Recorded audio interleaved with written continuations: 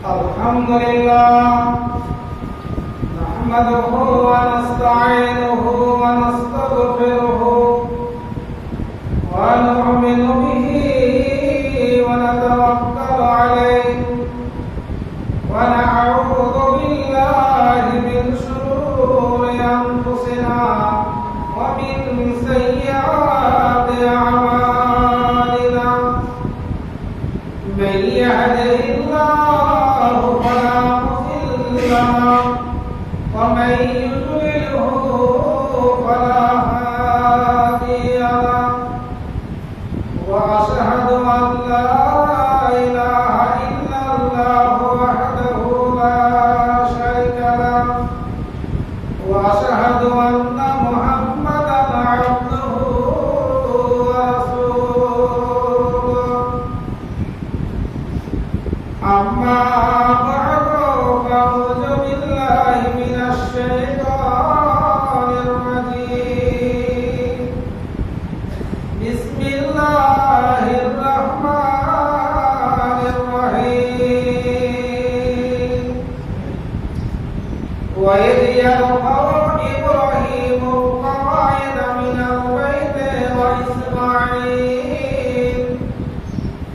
ربنا تقبل منا إنك أنت السميع العليم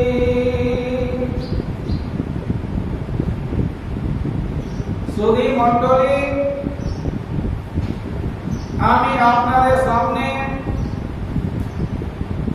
সূরা বাকারা প্রথম পারা একটি ছোট্ট মতো আয়াত পড়েছি। সে আয়াতকে কেন্দ্র করে সময়কে সামনে রেখে অল্প টাইমের মধ্যে কিছু আলোচনা করব মনে করেছি। আমার তৌফিকি ইল্লা বিল্লাহ।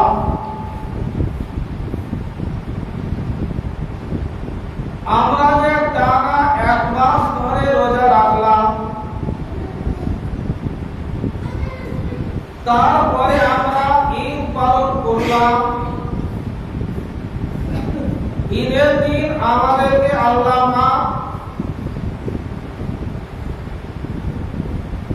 পারায়েত বিতরণ করে দিয়েছেন। কি আমরা পারায়েত পেয়েছি কি পাইনি, সেটা কাল কিয়ামতের মাঠে আমরা সকলেই দেখতে পাবো।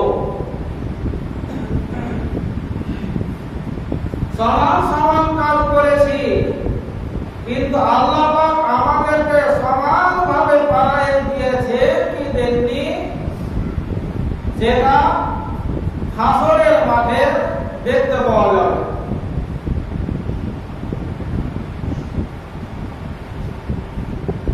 কত লোক এক মাস রোজা রেখেছে, ঈদের নামাজ পড়েছে, সেই লোকটাকে আল্লাহ পাক পারায়েত দেননি। এটাও দেখতে পাওয়া যাবে হাসরের মাঠে। তো আল্লাহ পাক ওই লোকটিকে পারায়েত কেন দেননি? আর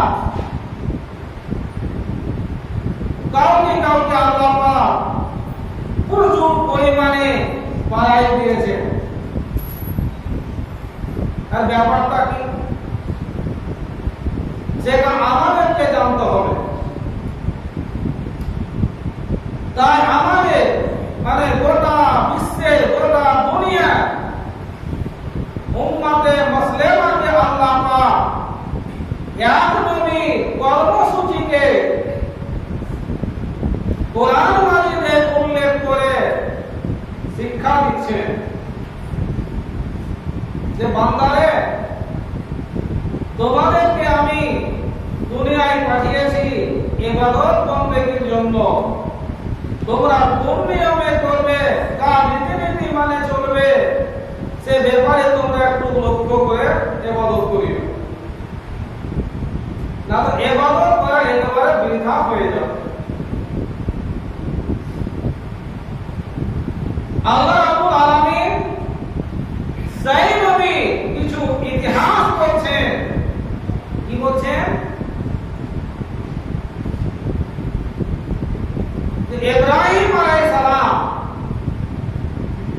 কাবা শরীফকে, যেটা আল্লাহ প্রধান ঘর, সেই ঘরটিকে ইব্রাহিম আলাইহিস সালাম আর ইসমাঈল আলাইহিস সালাম পুনর্নির্মাণ করেছিলেন।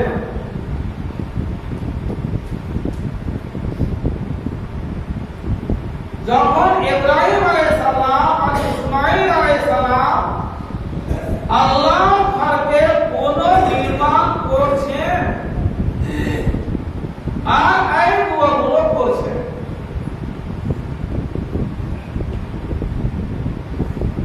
ইব্রাহিম আলাইহিস সালাম একজন উঁচু দরের নবী ছিলেন, রাসূল ছিলেন,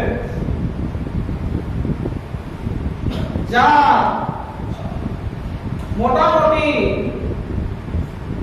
10টি সুন্নাত আমরা মেনে চলছি। আল্লাহ পাক তার কর্মসূচিকে,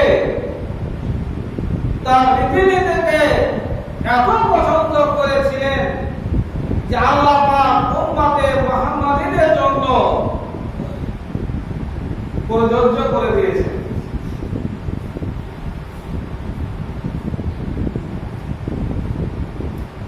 পৃথিবীর ভিতরে সর্বপ্রথম মসজিদ তৈরি করেছিলেন আল্লাহ পাক ফেরেশতাদের দ্বারাতে কাবা শরীফ। দ্বিতীয় মসজিদ হলো বাইতুল মাকদিস, মসজিদ আকসা। যাই হোক, এই আল্লাহর ঘর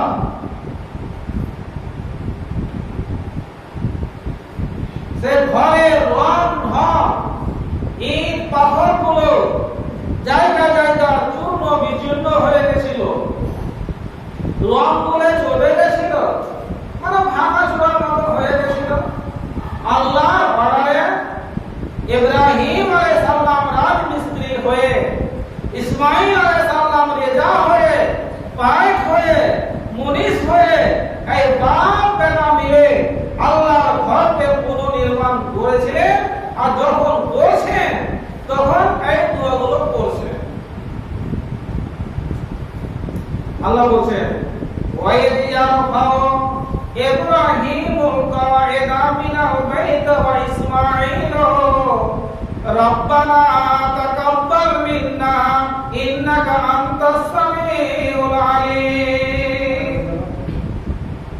ওরে গোটা পৃথিবীর মুসলমানেরা, পুরুষ হোক কিংবা নারী হোক, আমি তোমাদেরকে তোমাদের আদি পিতা ইব্রাহিম আলাইহিস সালামের কর্মসূচি তোমাদেরকে দেখাচ্ছি।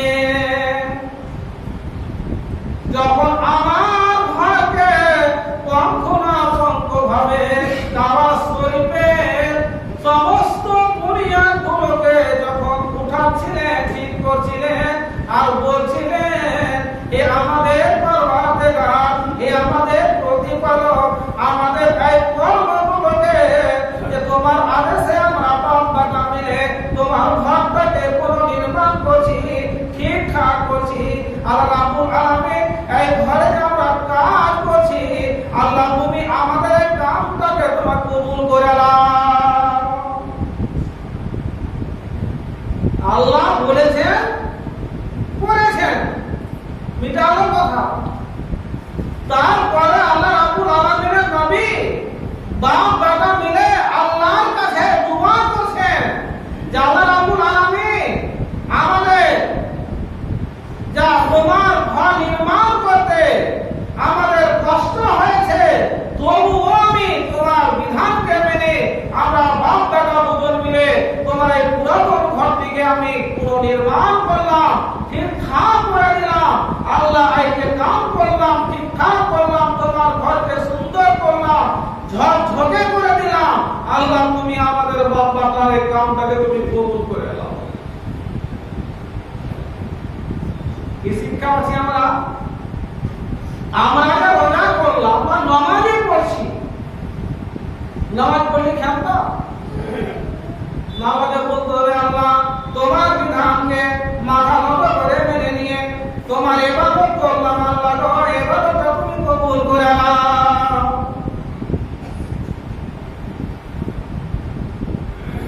যদি আল্লাহ আমার আপনার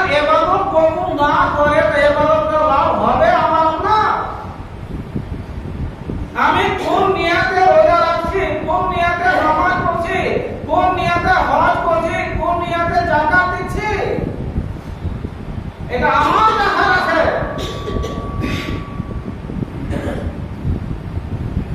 মহানবী করিম সাল্লাল্লাহু আলাইহি সাল্লাম এই ব্যাপারে একটি কথা বলেছেন যে হাদিসটি বুখারী শরীফের প্রথমে এসেছে। বুখারী শরীফ 2 খণ্ড আছে, 2 খণ্ডে মিলে এই হাদিসটি ইমাম বুখারী বারবার কতবার এসেছেন? 13 বার হাদিসটিকে নিয়ে এসেছেন কি ইন্নামাল আমালু বিন্নিয়াত। যতগুলো আমাদের ইবাদত আছে সমস্ত ইবাদত নিয়তের উপরে কি করে নির্ভর করে। নিয়ত যদি শুদ্ধ না থাকে কোনো ইবাদত কবুল হবে না। মানুষের তৈরি করা একটা অন্তর আছে যেটা এখন তো চলে না, রেডিও। যারা রেডিও দেখে রেডিও বাজাচ্ছে সেন্টারে একটা কাঁটা থাকে, ওই সেন্টারে যদি ঠিক পরিমাণ ভাবে কাঁটা ঠিক হয়ে থাকে তাহলে জাপানের ভাষাতে জাপানি ভাষায় সে খবর দিবে বা গান শোনাবে, বাংলা সেন্টার বাংলা গান শোনাবে বা খবর দিবে বা ওই নসিহত হবে। যে যেখানে সেন্টার আছে ওই সেন্টারে যদি ওই কাঁটাটা ঠিক হয়ে দাঁড়িয়ে যায় তাহলে ওই সেন্টারে ভাষা দিয়ে কথা বলবে। আর ওই সেন্টার থেকে যদি এক চুল পরিমাণ ধারণা হয়ে যায় তাহলে কোন ভাষাতে বলবে যে রেডি বাজাবে সেও বুঝতে পারবে না। একটা মানুষের তৈরি করা সেন্টারে কাঁটা যদি চুল পরিমাণ লাইনচ্যুত হয়ে যায় তাহলে ভাষাটা কি যাবে, কোরবালিয়া যাবে। আল্লাহ রাব্বুল আলামিন আমাদের অন্তরে দিয়েছেন, আমাদের অন্তরে যেটা কাঁটা আছে রেখা আছে ওই রেখা যদি ঠিক থাকে তাহলে আমার আপনার সমস্ত মুসলমানের ইবাদত কবুল হয়ে যাবে। আর যদি আমাদের অন্তর যদি একটু বেরিয়ে যায়, বাঁকা হয়ে যায়, লাইনচ্যুত হয়ে যায় তাহলে সারা জীবন ধরে যদি আমি নামাজ পড়ি, সারা জীবন ধরে যদি আমি রোজা রাখি, যা যাবতীয় আল্লাহর ইবাদত আছে সব যদি আমি করে দিই কিন্তু আমার অন্তর ঠিক নাই, নিয়া ঠিক নাই, তাহলে আল্লাহ দরবারে ওই ইবাদত কবুল হবে না।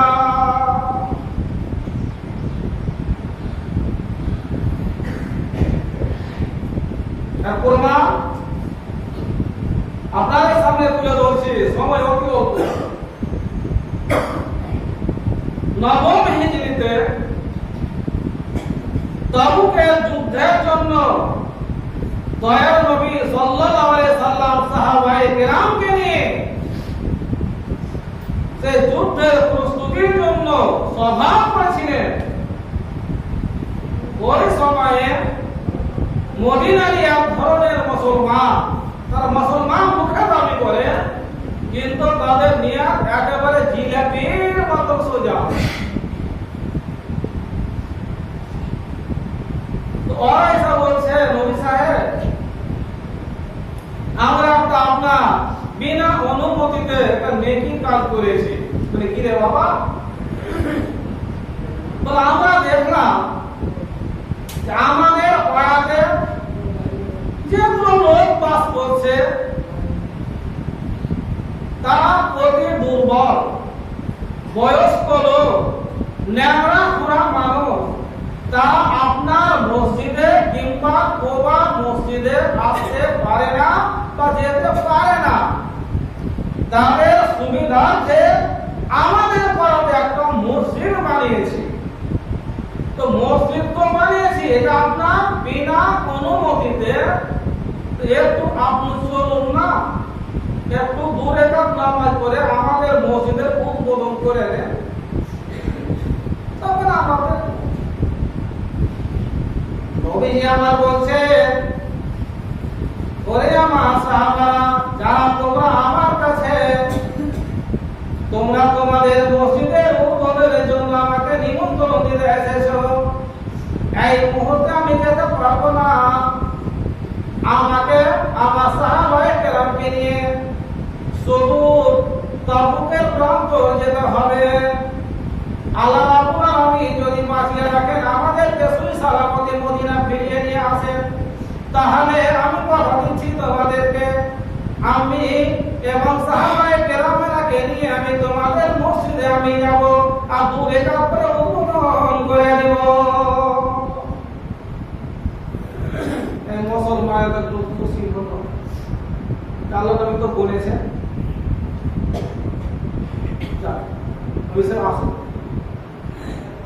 মোটামুটি 3 মাস পরে আল্লাহর নবী সাহাবায়ে কেরামকে নিয়ে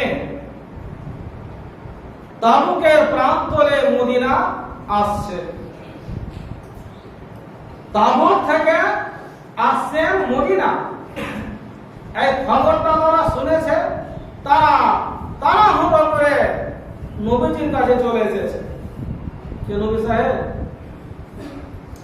আপনি তো সহি সালামত পৌঁছে গেছেন, তো চলুন না আমাদের মসজিদে উদ্বোধন করে দেন। নবীজি যাবো যাবো বলছে,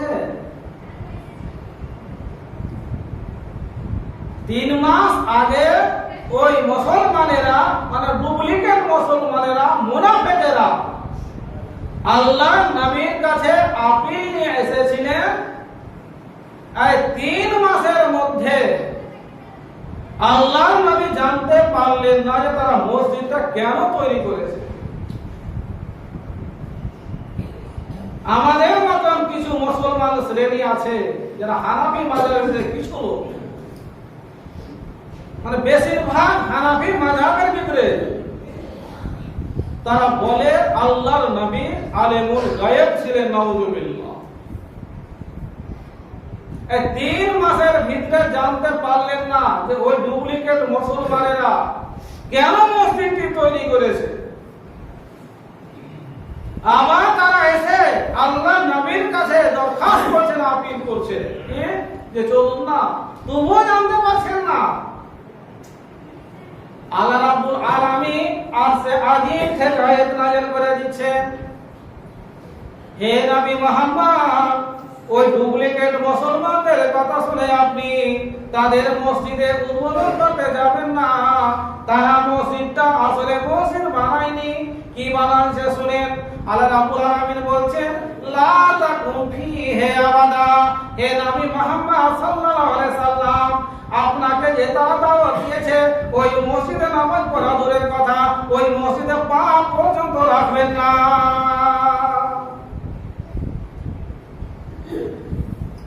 তাহলে মসজিদটা কিভাবে তারা তৈরি করেছিল, কেন করেছিল, আল্লাহ রাব্বুল আলামিন বলে দিয়েছেন।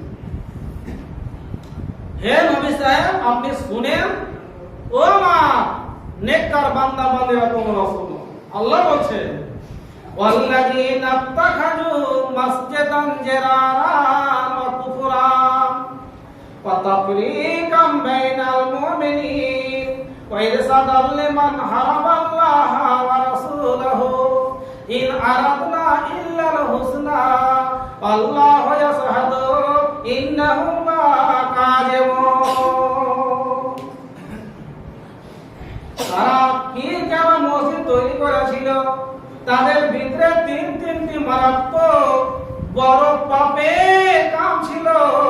তারা যে মসজিদটি বানিয়েছিল, মসজিদে জেরার নামে মসজিদটি নাম হয়েছে। মসজিদে জেরার মানে আসল মুসলমানদেরকে কষ্ট দেওয়ার জন্য। আর দ্বিতীয়ত হলো কুফরান, তাদের বর্ণশুনি হলো কাফের, কুফরি কাম। আর দ্বিতীয় কথা হলো তাদের মানে কুফরি অবস্থাতে ওই মসজিদটি তৈরি করেছিল। কুফরি অবস্থাতে কোনো ইবাদত, কোনো দান খায়রাত কবুল হবে না।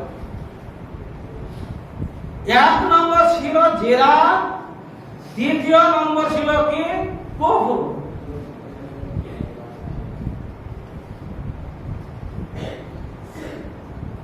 আর কি বললেন, ওয়া তাফরিকাম বাইনাল মুমিনিন। তাদের মসজিদ বানার উদ্দেশ্য একমাত্র ছিল মুসলমানদের ভিতরে ফাটল ধরিয়ে দেওয়া, মুসলমানদের ভিতরে বিভেদ সৃষ্টি করে দেওয়া, মানে পার্টি করে দেওয়া। এরা অমুক পার্টি, ওরা অমুক পার্টি, আর পার্টি দিয়ে মাতি। পার্টিতে কেউ কাউকে চিনে না, এই তারা পার্টি করার জন্য, বিভেদ সৃষ্টি করার জন্য এই মসজিদটি তৈরি করেছিল।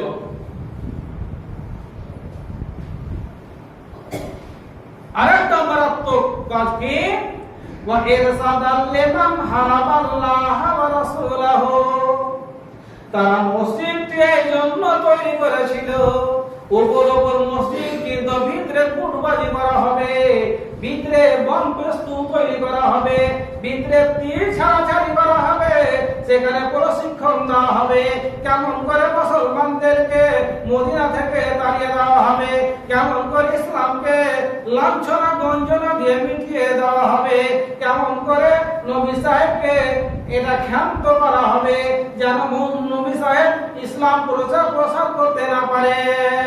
তাদের হলো এটা পায়তারাবাজি ঘর, তাদের হলো এটা বৈঠকখানা সরল।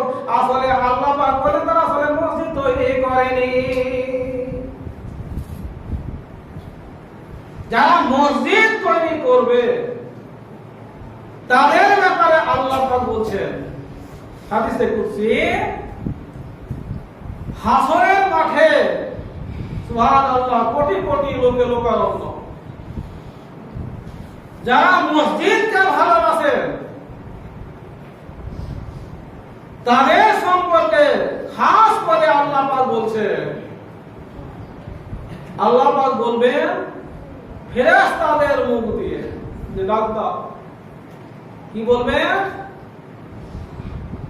আইনা জারি আইনা জিরানি, আল্লাহ পাক বলবেন কোথায় আছো হে হাসরের মাঠের বান্দা বান্দিরা, আমার পড়োশী কোথায় আছো। আল্লাহ পড়োশী বলে ডাক দিবেন, আল্লাহ পড়োশী বলে ডাক দিবেন। পড়োশী কাকে বলে, আমার বাড়ির পাঁজরে যে থাকবে তাকে না পড়োশী বলে। তো আল্লাহ পড়োশী হলো এই নামাজীরা, যারা মসজিদ তৈরি করবে, যারা নামাজ পড়বে, আল্লাহর মসজিদকে আবাদ করবে, আবাদ রাখবে, তারাই হলো আল্লাহর পড়োশী। ফেরেশতারা বলবেন যে আল্লাহ ডাক তো দেব, তো আপনার পড়োশীকে, আপনি তো একা। আল্লাহ বলবেন আমার পড়োশী হলো কি, মুআম্মারুল মাসাজিদ, যারা মসজিদ আবাদ করেছে, মসজিদ আবাদকারীরা হলো আমার পড়োশী। তো কত সুন্দর কথা আল্লাহ বললেন। আর ওই আল্লাহ বলছেন যে ওই মসজিদ তুই পাবি না, কারণটা কি, তাদের অন্তর, তাদের নিয়তটা খুবই খারাপ ছিল, এমন খারাপ ছিল যে তারা ইসলামকে দুর্বৃত্ত করার জন্য, ইসলামের সাথে শত্রুতা করার জন্য, দুশমনি করার জন্য, যুদ্ধ করার জন্য তারা সেখানে পায়তারাবাজি করত, কেমন করে যুদ্ধ করতে হবে, কেমন করে তীর ছাড়তে হবে। সে মসজিদের নাম হলো মসজিদে জেরা।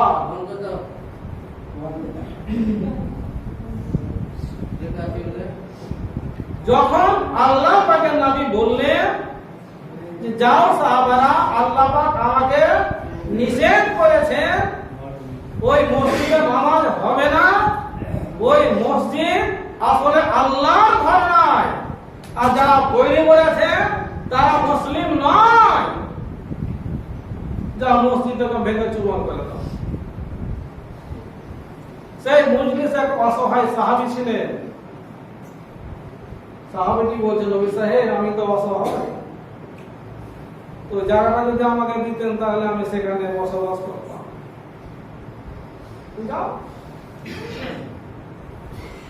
তাফসীরের মধ্যে লেখা আছে ওই লোকটি যতদিন জীবন যাপন করেছিলেন ওই মসজিদে জেরারের জায়গাতে, ততদিন সে শান্তিতে বসবাস করতে পারেনি। সেই জায়গাতে, সেই ঘরে তার পুরুষের ভিতরে কোনো সন্তান জন্ম নেয়নি। এটাও লেখা আছে যে ওই জায়গাটা এত অভিশপ্ত জায়গা, আল্লাহ বলেছেন যে কোন মুরগি যদি চড়তে চড়তে ওই ঘরে পৌঁছে যেত, ওই জায়গায় চলে যেত, তাহলে মুরগি জিন্দা ঘুরে আসতো না। এটা তফসিরে লেখা আছে। তো ভাই জানেরা, আমরা যে কোনো ইবাদত করছি, রোজায় হোক, নামাজে হোক, আর অন্যান্য আল্লাহর ইবাদত হোক, যদি আমার আপনার নিয়ত শুদ্ধ থাকে তাহলে আল্লাহ দরবারে কবুল হয়ে যাবে। আর যদি কবুল না হয়, হাজার হাজার টাকা আমরা ব্যয় বিধান করছি, আর সেই কাজে যদি আমরা সফল হতে না পারি, তাহলে কি হবে জানেন? যারা দুনিয়াতে যে কোনো কাজ করার জন্য হাজার হাজার টাকা খরচ করি, অপচয় খরচ করি, এই কাজটা আমি করব, এই কাজটা হয়ে যাবে, তার জন্য করব, যদি ওই কাজটা না হয় তাহলে টাকাও যাবে, সবই যাবে, মান মর্যাদা যাবে।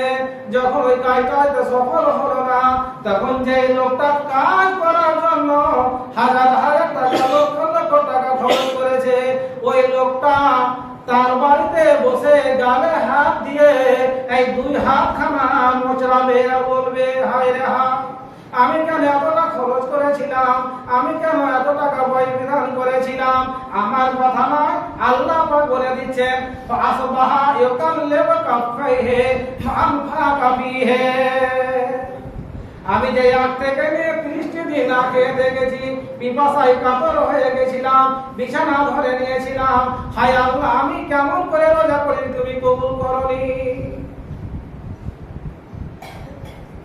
আল্লাহ রাব্বুল আলামিন বলছেন, ওয়া উমিরু ইল্লা লিয়াবুদুল্লাহ। আল্লাহ রাব্বুল আলামিন বলছেন, বান্দারে, যখন তোমরা আমার ইবাদত করবে, আমার ইবাদতে তুমি কাউকে শরীক করবে না। যেমন আল্লাহ পাকের রাসূল বলছেন, হাদিসে মুসনাদ আহমদে আছে, মান সাল্লা ইউরাইন নাস ফাকাত আসরাকা। যে আল্লাহর বান্দা নামাজ পড়ে, কিন্তু নামাজ আল্লাহর জন্য করে না, লোককে দেখানোর জন্য নামাজ পড়ে, আল্লাহ রাব্বুল আলামিন রাসূল বলেন, সেই লোকটা নামাজ পড়ার পরে নাকি পাপ দূরের কথা, সেই লোকটি শিরকের পাপ করলো। আল্লাহ রাব্বুল আলামিন ওই আমার বলছেন, ওয়ামান সামা ইউরাইন নাসা ফাকাত আসরাকা। যে লোকটা রোজা রাখলো আর লোককে দেখানোর জন্য করলো, আল্লাহর জন্য করেনি, নবীজি আবার বলেন, ওই লোকটা নেকি বাবা দূরের কথা, নেকির বদলে গুনাহগার হয়ে যাবে, পাপী হয়ে যাবে। সেই লোকটা রোজা করার পরিবর্তে শিরকির পাপে মুক্ত হয়ে যাবে, যুক্ত হয়ে যাবে।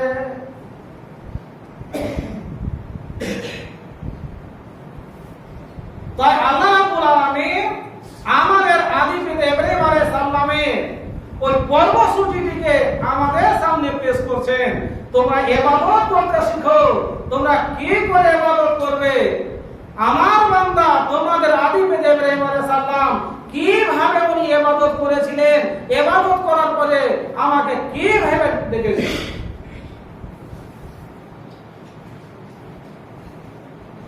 আমরা তো 1 মাস রোজা করলাম, 1 মাস রোজার পরে ঈদ করলাম, ঈদে যে আমরা খুশি করলাম, সুবহানাল্লাহ, আর খুশি মানালাম।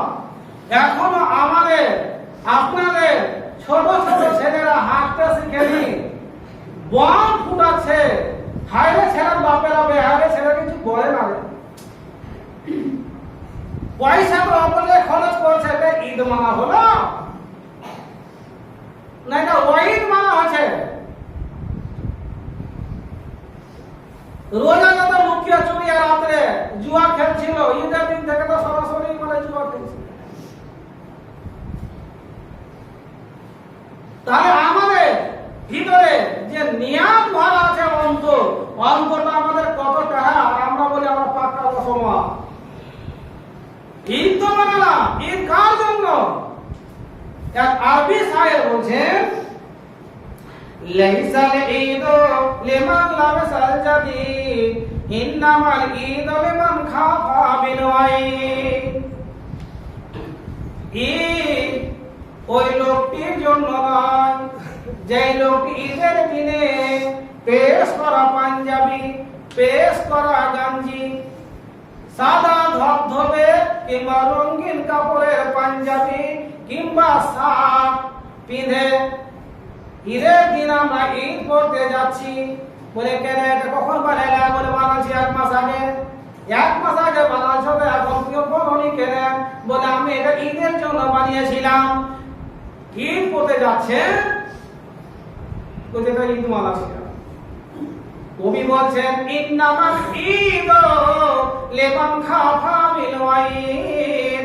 ওরে আল্লাহর বান্দারা, তুমি যে সুন্দর সুন্দর জামা, সুন্দর সুন্দর লাট্টু লুঙ্গি পরিধান করে ঈদগাহের ময়দানে যাচ্ছ, আর তুমি বলছো আমি ঈদ মানাচ্ছি, তোমার জন্য আসলে ঈদ নয়।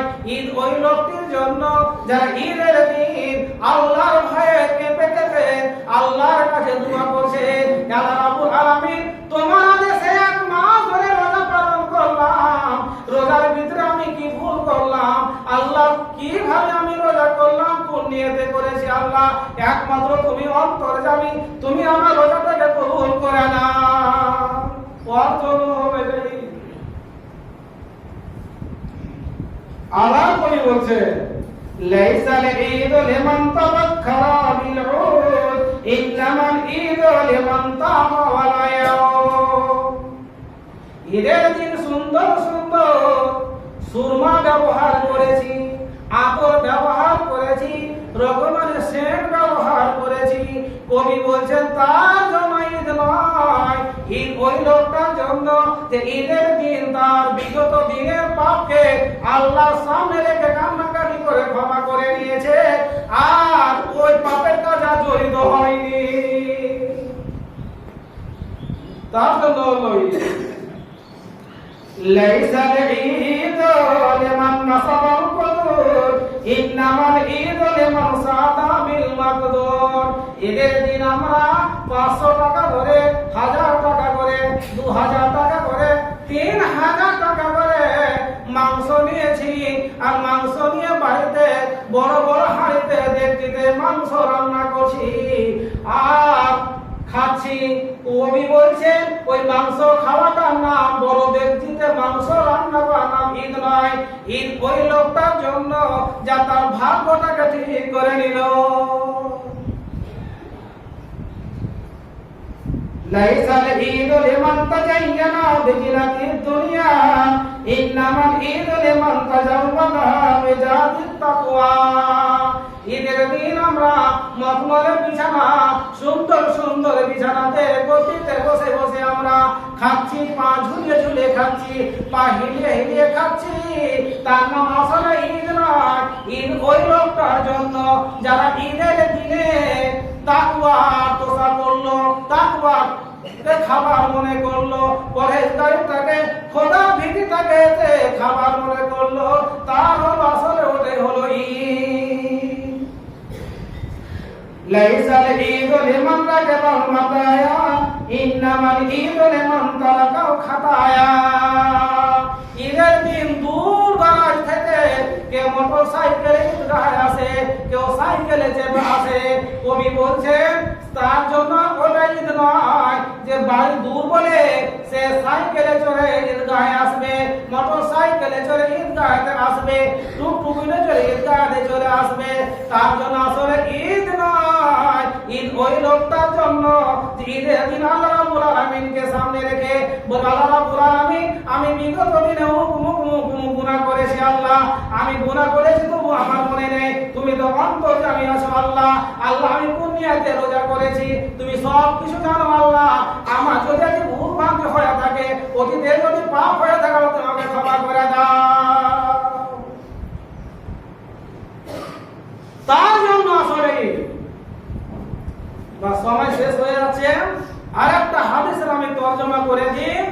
আমরা রোজার মাসে অনেক নেকির কাজ করেছি, এটা মনে করেন না যে এই মাসে নেকি না।